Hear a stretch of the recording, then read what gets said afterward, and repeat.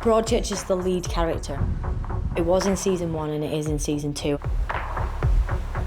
The geography and the community and the energy of it is the story. I think what's lovely for us on the show is everybody who lives in this part of Dorset has really taken the show to their hearts and has backed it, and we're all eternally grateful for that. When I went down to Bridport recently, the local taxi driver was driving along. He's like, yes, people ask me nowadays where I'm from. I say Broadchurch.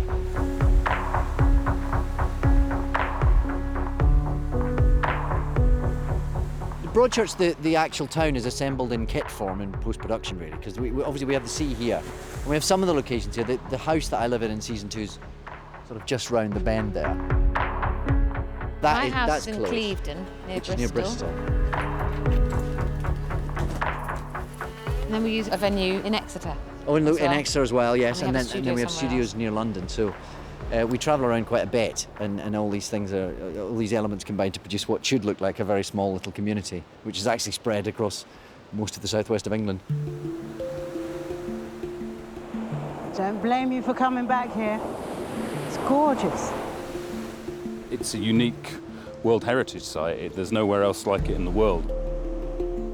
My mum found a picture of herself on this beach, and she sent it to me from 1963. And she's just waving with the cliffs in the background. This is the absolute favourite location, I think, for everybody, West Bay. It's at the same time incredibly dramatic. There's a sort of a danger here as well. And incredibly welcoming. You feel that things are really possible here. 25, 20, take one on the end, common board.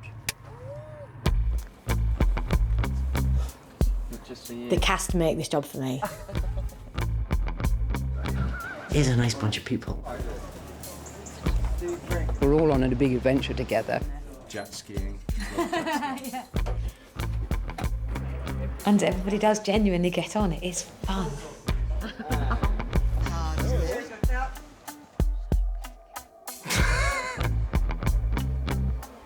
Very good. Yeah, listen.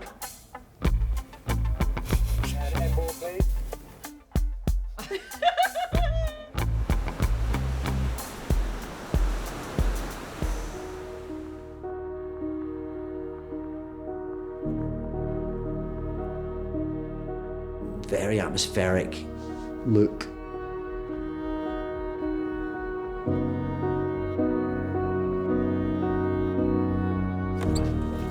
The crane works perfectly with the landscape. It's great with, bringing intimacy and scale all in one big go, sort of coming off landscapes and finding your characters. A lot of the wide shots are kind of like on long lenses further back, so it kind of compresses things like the cliffs. The use of slow motion, the use of flares on the lens, all that sort of putting people slightly off centre. And a lot of that was to do with James Strong, who was the original director of Series 1 and has started this series as well. Action. So we're in Clevedon, which doubles up as the back end of Broadchurch, Okay. the other side from the cliffs. And basically it's fantastic, because we have this field here, and then basically all of the characters' houses and the church at the top of the hill are all located in and around here, and then we have this incredible bank here, which is great because it's so filmic. It's a community where everyone knows each other's movements, and it's very hard to escape from people who, maybe you're not on good relations with. And that's particularly played out, of course, as I say, with this sort of Marshall's Field relationship, because it links everything, and you can't get away. Coming in Series 2, none of us really knew how that was going to unfold. No, we thought you'd be dead. Be quiet. Today's hearing is the result of a thorough investigation by a team of dedicated officers who work day and night under difficult circumstances. What you get is the immediate continuation of the aftermath of the end of Series 1. So the man she loved, clearly not at all what she thought he was. Her son, who, every mother loves their child, he doesn't love her anymore. It's awful. How is this my life now? Everything has fallen apart. And her best friend hates her. I owe you rotten hell for what you've done to us! Olivia just brings incredible humanity and empathy and warmth to the role of Ellie, and you just feel for her. She has a direct line into her character's emotions, into the audience's hearts. And she's sort of so much fun. And then suddenly you sort of cool action, you think, oh my God, is she going in the right headspace? And suddenly it's all just this stuff starts happening. Action. Rohypnol? She never said Rohypnol. Yeah, she said she woke up to see him cleaning. Get Fred from the childminder's the next. We have two extraordinary talents in David and Olivia. People have different theories about what a chemistry is between leading actors, but whatever it is, they have it. You want a hug? What? No! Right, no. What's the matter with you? I'm just trying to help. You always look forward to watching the rushes when you know David's been on set, because there's wit in there, he finds humour, he finds warmth, and then he can go right to the darkest edges. God, it gives you time to do it. He comes bouncing onto the set. It's unbelievable, with all his words and everything prepared. He sort of brings an incredible intensity to everything he does. Go away, it's the ladies. You can't come in the ladies. Get in there, you've been ages. Oi, it's a sign. Cleaning in progress. Out, out. You need to have moments of humour. There needs to be that contrast in shades of tone, otherwise it doesn't work as a long piece of drama. And those moments that Dave and Olivia can sometimes find, Chris will write them, but then it's up to the actors to build on them. I am alone, sir. You don't have to call me sir anymore. I know. Christy, did you put that there? Dave and Olivia both have brilliant comic timing, so they can play that, and that, again, that chemistry between the two of them really works. Joseph Michael Miller, you are charged with murder contrary to common law. How do you plead? Guilty or not guilty? Not guilty. No. I think a lot of people probably take for granted that Joe was going to go to prison. I wanted to keep following these characters' lives and say, well, actually, why would he? Why would he plead guilty? I can spend the rest of my life in prison, not as a child killer. The not guilty plea was a very big shock. He can't. Quite exciting, because from an acting point of view, you know you're going to get some really good scenes. Be a man, Joe! You know what happened! Sit down. Mark and Beth go through the ringer. To have gone through what they did in Series 1 was incredibly hard. In Series 2, they almost have to relive that horror. It's a very turbulent opening. Joe's legal team have requested a new autopsy on Danny's body. It means an official exhumation. Oh, God, no. They're digging up Danny. Just horrific for everybody. I don't know if he felt guilty that he caused it, but I think he felt slightly betrayed himself. That Joe would do that after saying how sorry he was. Joe, you can't put everyone through a trial. I think Joe believes he isn't solely responsible for it. He refuses to accept the fact that it is him. But nobody's innocent, Paul. Everyone's hiding things. He blames Broadchurch as a place and that how it wore him down, it made him someone who he wasn't. At that point, it's a bit like, well, everyone's guilty.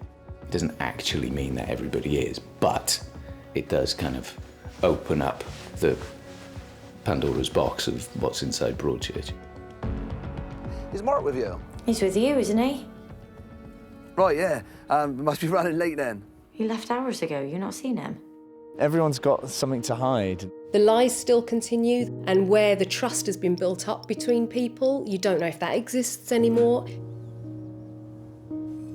For me, what was interesting was bringing the legal process into this town and this environment and this landscape and bringing in those new characters. Knowing the truth and getting justice isn't the same thing. Justin is a traditionalist. I think she supports the institution. She's very much attached to the grandeur of what actually the justice system means. Thanks for coming. There's a lot I need to tell you. No, what you need to do is shut up. I think from my character's perspective, she feels that the justice system is flawed, and this case for her is almost fingers up to it. Had you or your husband ever had an affair? What's that got to do with anything? Is it not enough that my son was murdered by that man there? He has to be proven guilty without reasonable doubt. He's the bad guy. We all know that. We all saw it. Yeah. I know a jury obviously never would have seen the first series. But there's holes in the prosecution. You assaulted Joe Miller in the interview room at Broadchurch police station while you stood and watched.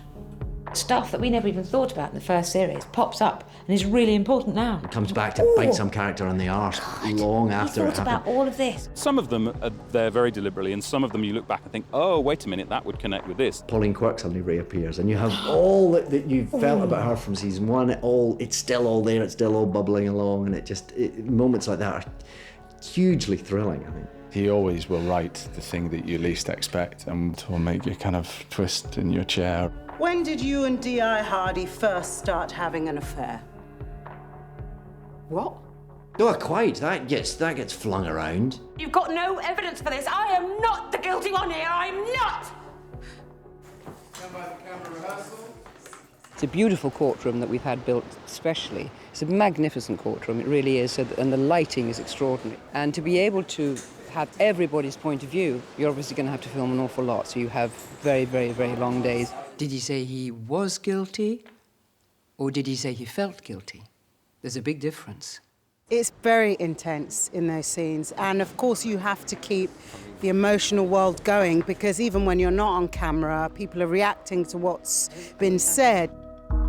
Got two great actresses there saying great words. I mean, it's quite gripping. I have to remind myself that I'm supposed to be acting. Quite, Miss Bishop.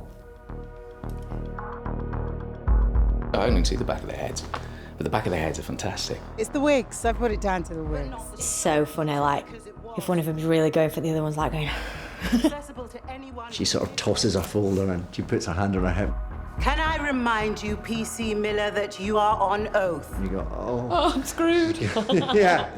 When you took possession of... Then you've got Charlotte, who's got this kind of dignity and clarity. And it's like acting royalty, isn't it? Oh, she's just brilliant. She's rather naughty and rather giggling. Oh, she's so funny. Yeah. There's been an allegation made against you, sir, for harassment from a Lee Ashworth. Your loyalties swing all the time. Just when you think, I've figured it out, something else happens. I've got a plan. Yeah, well, it's shit. I can solve Sandbrook.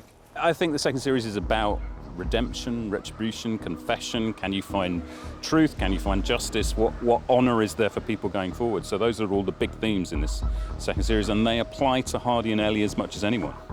This is how people like Ashworth get let off, while decent people get treated like shit, having aspersions cast on them. He's very haunted by what happened in Sandbrook. He's still struggling with a very serious heart complaint. He really shouldn't be chasing down historic leads in a murder trial, and yet that's what he finds himself compelled to do. As the series begins, Hardy is in absolutely no doubt that Lee did it. The very first time we see him, he's standing on a hilltop, staring at everyone in the village, smoking a cigarette.